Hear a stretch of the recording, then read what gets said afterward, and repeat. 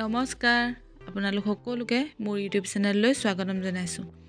আজি মই এটা হাঁহ মাংস আৰু কোমোৰাৰ ৰেচিপি আগবঢ়াইছোঁ। আশা কৰিছোঁ ভিডিঅ'টো চাই আপোনালোক সকলোৱে ভাল পাব। যদি ভাল পায় তেন্তে প্লিজ লাইক কৰি দিব, শ্বেয়াৰ কৰি দিব আৰু চেনেলটো ছাবস্ক্ৰাইব কৰি দিব। তেন্তে বলক আজি মই আপোনালোকক ৰেচিপিটো দেখুৱাওঁ। এয়া মই পিঁয়াজ 3টা কাটি লৈছোঁ আৰু এটা গোটা নহৰু আৰু এইফালে আদা ৰচুন আলু আৰু এয়া কোমোৰাখিনি কাটি লৈছোঁ আৰু এইফালে মাংসখিনি আৰু মই মছলা ব্যৱহাৰ কৰিম সেইবিলাক আপোনালোকক আগলৈ দেখুৱাই গৈ আছোঁ। এয়া কেৰাহীখনত প্ৰায় তেলখিনি গৰম হ'লেই এতিয়া মই ইয়াত ইলাচি 2টা, এখিলা তেজপাত আৰু এয়া আদা নহৰুখিনি দি দিছোঁ। এতিয়া মই পিঁয়াজ দি দিছোঁ, কাটি থোৱা পিঁয়াজখিনি গোটেইখিনি নাই দিয়া, অলপ দিছোঁ আৰু মই এতিয়া নিমখ হালধি দি দিম। লগতে মই মিট মছলা আৰু জিৰা পাউডাৰ আৰু ধনিয়া পাউডাৰ দিছোঁ। এতিয়া পুনৰ অলপ দেৰি লৰাই থাকিম।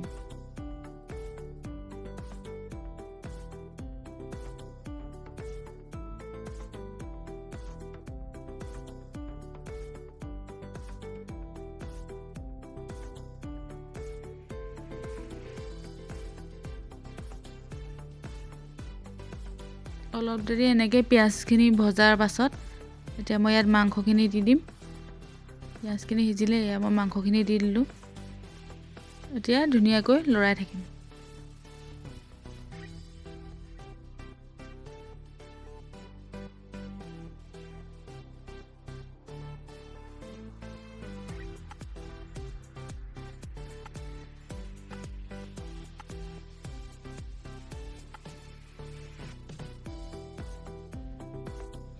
ভালদৰে লৰাই হোৱাৰ পাছত এতিয়া মই ইয়াত ঢাকনখন দি দিছোঁ। এয়া পুনৰ ঢাকনখন দাঙি দিলোঁ। এতিয়া মাংসখিনি অলপ অলপ সিজিছে। এতিয়া মই ইয়াত আলু আৰু কাটি থোৱা কোমোৰাখিনি দি দিম।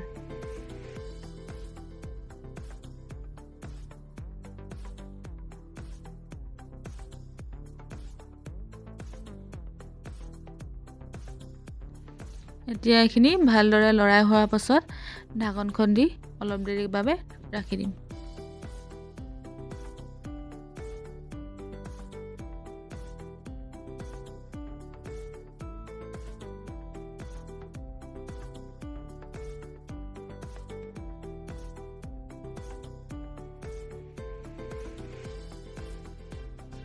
এতিয়া মই 5 মিনিটমানৰ পাছত এটা গোটা ৰচুন দি দিছোঁ।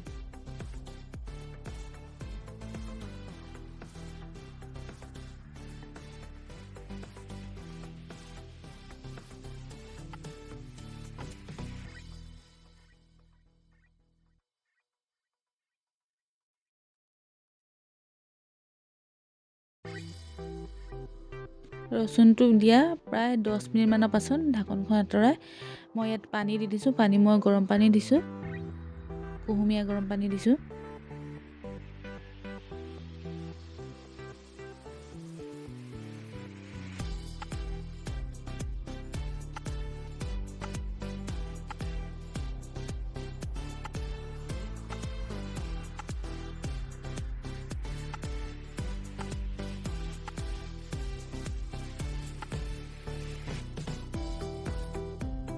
এয়া পানীখিনি দিয়া 15 মিনিটমানৰ পাছত প্ৰায় মাংসখিনি সিজি গ'ল, পানীখিনি শুকাই গ'ল। এতিয়া মই পুনৰ অলপ পানী দি দিছোঁ।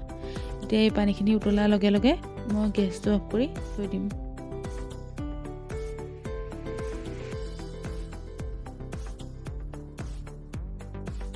এতিয়া মই বেছি দেৰি নহয়, খুব বেছি 5 মিনিট সময় পুনৰ এইখিনি গেছৰ ওপৰত বহাই থ'ম। পানীখিনি শুকাই ল'বলৈ দিলোঁ, তাৰপাছত মই আকৌ পুনৰ পানী দিছোঁ। যিহেতু মই হাঁহৰ মাংস জোল বনাম সেইবাবে মই পানী অলপ ৰাখিম, সেইবাবে পুনৰ পানী দিলোঁ। এতিয়া হৈ গ'ল ৰেডি। এয়া আমাৰ হাঁহৰ মাংস ৰেডি হৈ গ'ল। ভিডিঅ'টো যদি চাই ভাল পালে তেন্তে প্লিজ চেনেলটো ছাবস্ক্ৰাইব কৰি দিব। Thank U.